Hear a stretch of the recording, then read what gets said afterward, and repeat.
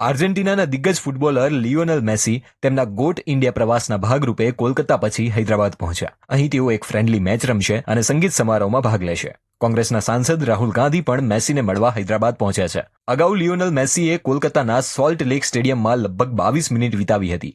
જોકે તેમની આસપાસ મોટી ભીડ હોવાથી ચાહકો તેમને જોઈ શક્યા ન હતા, જેના કારણે રોષ ફેલાયો હતો. कुछ नहीं दिख पाए, हम लोग सीट से सब देख पाते थे, लेकिन मीडिया और पुलिस इतना घेर के रखी है. पुलिस सेल्फी ले रहे हैं, हम 5,000 रुपए बैठ के उधर बैठे हुए हैं, कुछ नहीं दिख रहा है, धक्का धक्की हो रहा है, लोग अभी चेयर फेंक के मारे. एक प्रॉपर ऑर्गेनाइज होना चाहिए था, बट वहाँ पे कोई प्रॉपर नहीं हुआ. मैनेजमेंट सही नहीं, ऑर्गेनाइज अच्छे से करना चाहिए था. પરિસ્થિતિ એટલી વણસી ગઈ કે ચાહકોએ સ્ટેડિયમમાં બોટલો અને ખુરશીઓ ફેંકવાનું શરૂ કરી દીધું. પશ્ચિમ બંગાળના મુખ્યમંત્રી મમતા બેનર્જીને માફી માંગવાની ફરજ પડી હતી.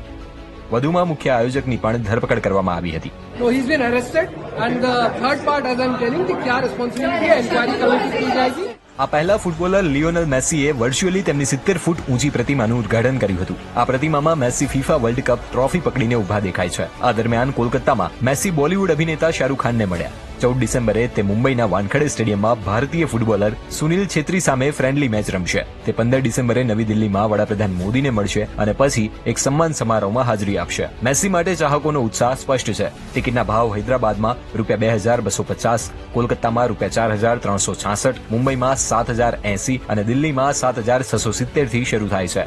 14 વર્ષ પહેલા મેસી 2011માં ભારતની મુલાકાતે આવ્યા હતા, જે આર્જેન્ટિનાએ કોલકાતાના સોલ્ટ લેક સ્ટેડિયમમાં વેનેઝુએલાને 1-0 થી હરાવ્યું હતું.